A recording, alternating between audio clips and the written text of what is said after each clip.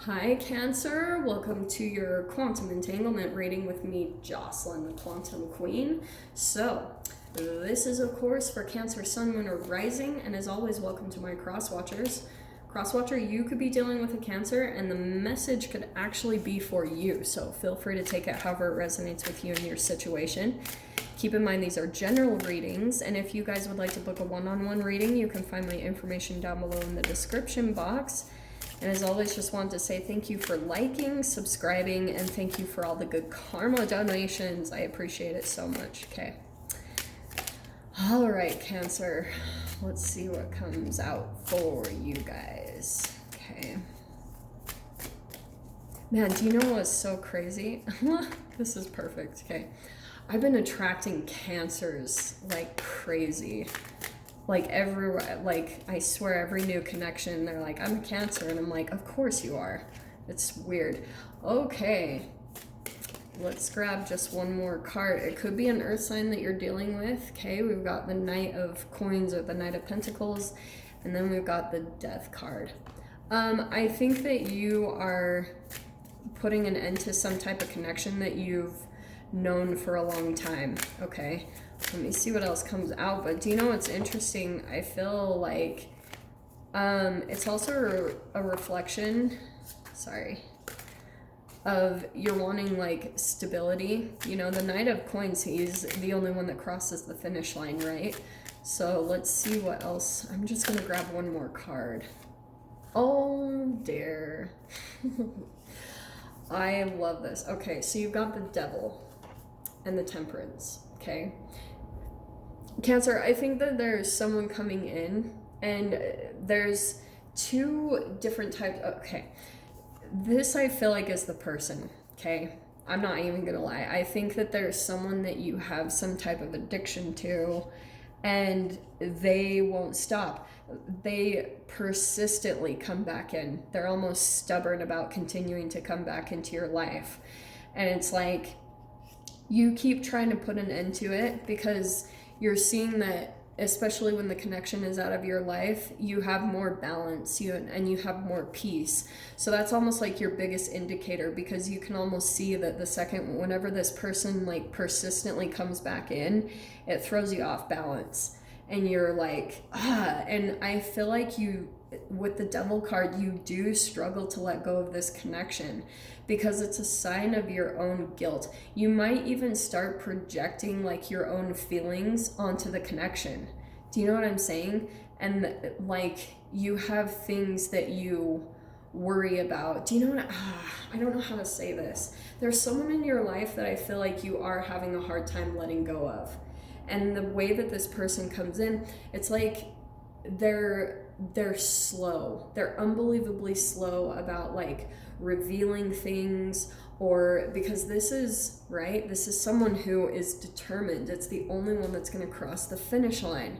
So that's why I'm saying there's a bit of stubborn and persistence to this person's energy. But coming in with the Devil card, that it can be an addictive side of their nature where they refuse to give up on something. Do you know what I'm saying? So it can be at a detriment to themselves. So that even could be your energy, Cancer. There's something that you're almost hanging on to stubbornly, and it's like it's time for it to end, because once you do the Temperance card, you're going to come into some type of balance and peace. And you'll see it, especially the moment that you release this connection or this person or this environment. You'll start to see that you feel more calm, you feel more balanced, and whenever you even, I think, communicate with them, you just feel confused, you feel out of balance. And I'm not saying it's that person's fault, it's your own stuff, but it's like maybe you can't even help it that this person just like makes you feel chaotic. You know what I mean? So this can be a family, a friend, a coworker.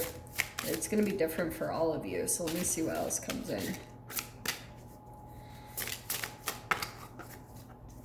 Do you guys like the cards? This is like the Tattoo Tarot and the 8 coins. After being in Mexico, I got obsessed with colors and Day of the Dead, so that's why these are coming out. So we've got the Page of Cups, okay? Someone there is gonna be, let me just pull one more card to clarify that.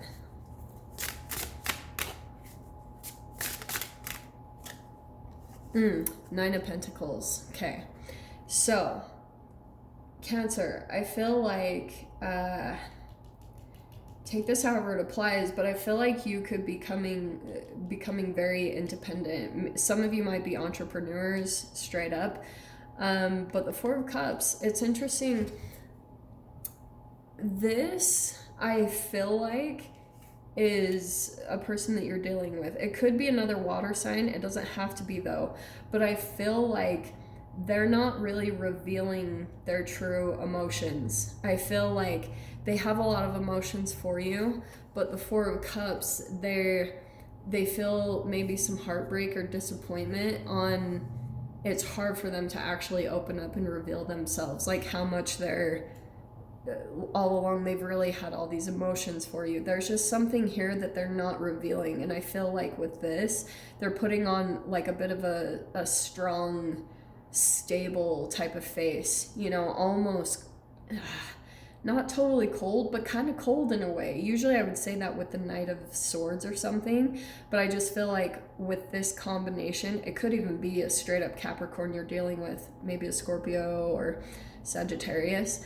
But, okay, what's happening is a part of the reason why they're holding back on their emotions is because they think you don't need them anymore. And so I think in a way they're kind of giving up on the connection, or, you know, like, and maybe there's something about you, Cancer, that you're starting to kind of put your shell up. You know, you're not wanting to even reveal your vulnerability and your emotions, okay?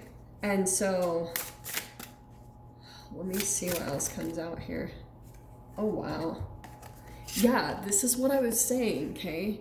The High Priestess, she doesn't reveal anything. In most decks, it says that she has a secret. It's not necessarily about secrets.